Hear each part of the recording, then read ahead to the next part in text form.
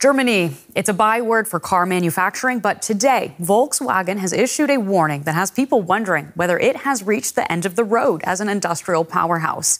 At a special meeting of the workforce at its headquarters, VW executives told employees that the company may have to close factories in Germany if it's to survive a huge slump in car sales.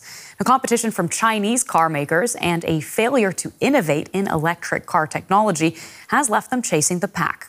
So, what does that mean for Made in Germany? I will be speaking to a top German economist in just a moment. But first, this report on the day a German car manufacturing giant told its workers there's trouble ahead.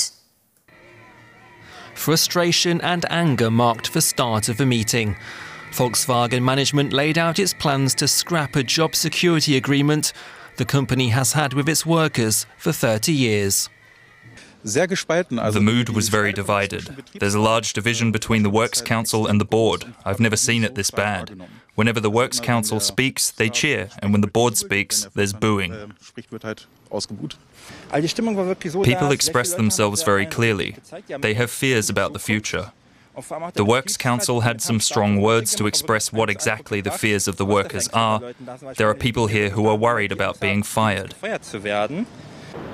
The job guarantee was supposed to run until 2029. The leader of the VW Workers' Council says they're now getting ready for a fight. It's not just a matter of holding on to locations, whatever the cost, and then realizing in the next few years that this will catch up with us again. But we must also ensure that our company is profitable. And it has always been the case in the past that labor costs in Germany are higher than in any other country that we produce. This is nothing new. Als in anderen Ländern, wo wir auch produzieren. Das ist ja nichts Neues. The automotive sector is the most important economic engine here in Germany. That's the message of Works Council head Daniela Cavallo at the meeting today. She says that if Volkswagen begins cutting back jobs, entire communities will feel it. CEO Oliver Blume has defended the move, explaining that new competitors in Europe and a challenging economic environment are putting pressure on the company's finances. Volkswagen's share price has fallen by nearly a third in 5 years, increasing pressure on Blume to cut costs. With cheaper Chinese brands already eating into VW's market share, some say a strategic rethink is required. They are losing sales. They are flat out losing sales. And even for the electric cars they are producing in China, there is a very, very hot price competition going on. Let's call it a price war. So Volkswagen needs to adjust on pricing here as well. That means losing money. Workers here worry that a line has now been crossed and that they could pay for the failure of management to keep up with the competition. And I'd like to welcome Carsten Brzeski, ING's chief economist for Germany, for more on this story. Your thoughts on what is happening at VW? How damaging is this for the firm? Well, a lot is happening currently. It's a combination of, well, I'll call this global factors, but also homemade factors. We know already almost 10 years ago we had the diesel scandal. Then the company, as so many other German automotive companies, they missed the new trend automotives. I think initially they lost it even away. And then we have the big factor, China. China used to be an extreme, or still is an extremely important export market for Volkswagen, but China has become able to actually produce cars themselves, same quality, lower prices. China has clearly run ahead when it comes to electric vehicles. And not only in China, but now China is also coming into the European market. And this new competition is clearly also what was hampering Volkswagen. And then on top of that, we have the homemade German economic issues. And that is a loss in international competitiveness, too little investments in infrastructure, digitalization, education. And this also is clearly hitting the Volkswagen. So multiple challenges here. Volkswagen's finance chief has said that it has 1, maybe 2 years to turn things around. Do you think it is possible to do something like that in that amount of time? Now, Volkswagen is such a huge company, and to turn things around is very difficult. Volkswagen, as all other German car manufacturers, have started to catch up when it comes to electric vehicles. There is still a long way to go, and I don't know whether it's actually possible to finally, again, close the gap with Chinese producers or some Northern American producers. So this is something only time can tell. But this is clearly the big challenge. I think we should face that the global automotive market has simply changed. There are more competitors currently in the market than before. It is no longer dominated by only German players and a few others, but the market has become more crowded. So when you look at Volkswagen specifically, how much of this do you think was them missing the trend, as you've said, versus something that all German automakers are going to be facing?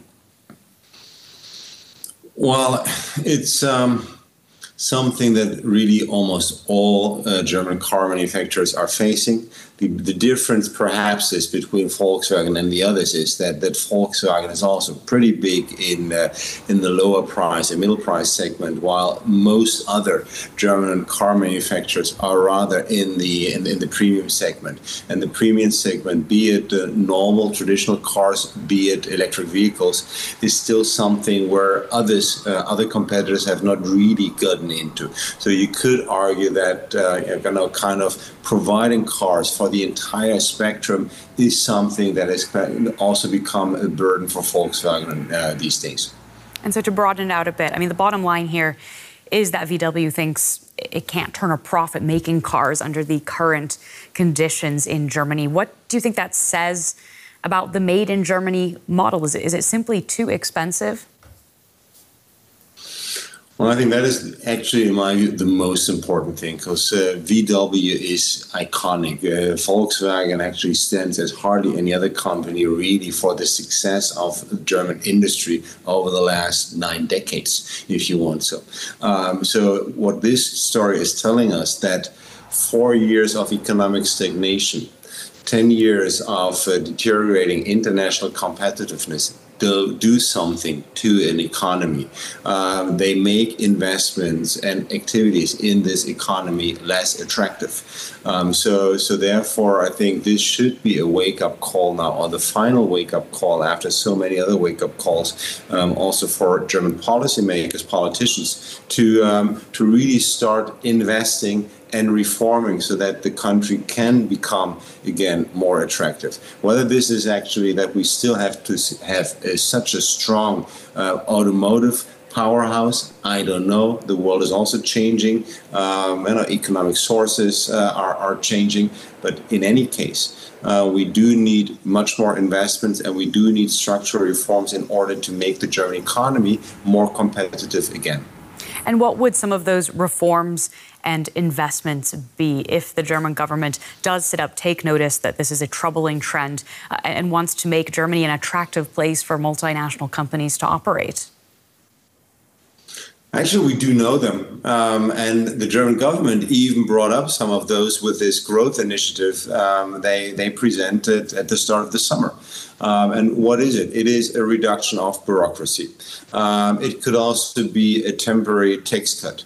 It could also be a longer-term energy price cap in order to create certainty for businesses, but also for consumers in terms of energy provision and energy prices. It can be faster depreciation of investments in innovation, in digitalization. It also will have to be some public investments in infrastructure, in education. So this is already quite a long list, and the government is aware of that. So this growth initiative actually ticks many boxes. The only problem is that it currently ticks many boxes with very little money, and I'm afraid that if we really were to see a big breakthrough, it also requires more money spent by the government.